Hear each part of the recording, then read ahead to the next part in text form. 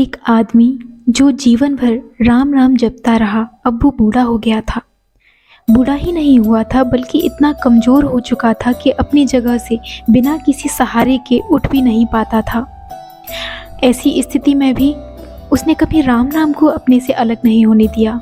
वो पूरा दिन मन में राम नाम लेता रहता। राम नाम की वजह से उसे अपनी तकलीफ़ों को सहन करने में शक्ति मिलती। बूढ़ा हो चुके इस आदमी के 2 बेटे थे जो उसे नित्य कर्म करने में मदद करते।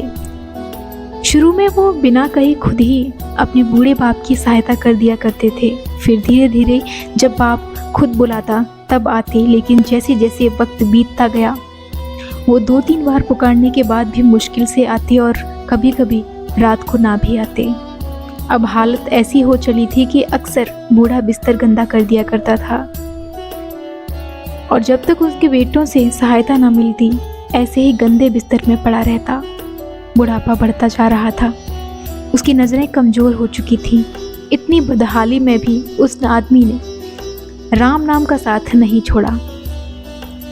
एक बार बूढ़े को नित्य कर्म करना था। उसने आवाज़ लगाई और अगले ही पल किसी ने उसका हाथ बड़ी कोमलता से पकड़ा और उसे नित्य कर्म करवाकर उसके बिस्तर पर लिटा दिया। यह अब रोजाना होने लगा। जब भी बूढ़ा आवाज़ देता अगले ही पल उसकी मदद करने के लिए कोई आता और उसे उसके सारे काम कराकर वहाँ से चला जाता। नज़र कमज़ोर हो चुकी थी। देखकर बूढ़ा उसे पहचान नहीं पाता था, लेकिन बूढ़ा जानता था कि यह उसके बेटे नहीं हो सकते और वह स्पर्श भी उसके बेटों का नहीं था।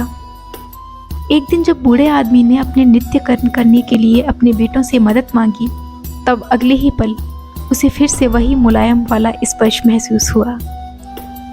सारा काम खत्म करने के बाद बूढ़े आदमी ने उस व्यक्ति का हाथ पकड़ लिया और उससे पूछा, सच सच बताओ, आखिर तुम कौन हो? तुम मेरे बेटे तो नहीं हो सकते। बूढ़े के सवाल के साथ उसके कमरे में बहुत तेज रोशनी हुई और प्रभु ने अपने दिव्य अवतार में वहाँ पर दर्शन दिए। किसी भी वस्तु को बड़ी मुश्किल से देख पाता था वही बूढ़ा भगवान के दिव्य रूप को स्पष्ट रूप से देखने में समर्थ हो गया।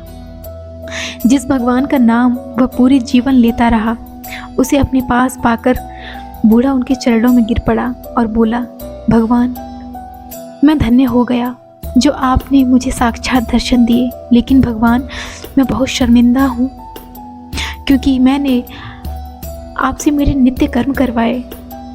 भगवान ने कहा, मेरे सारे काम एक जैसे हैं। अगर वह काम मुझे अपने भक्तों के लिए करने पड़े तो मुझे सभी कामों में खुशी मिलती है। बूढ़े ने हाथ जोड़ते हुए भगवान से कहा, लेकिन भगवान, आप यह सब करने के बजाय मुझे मुक्त ही क्यों नहीं कर देते?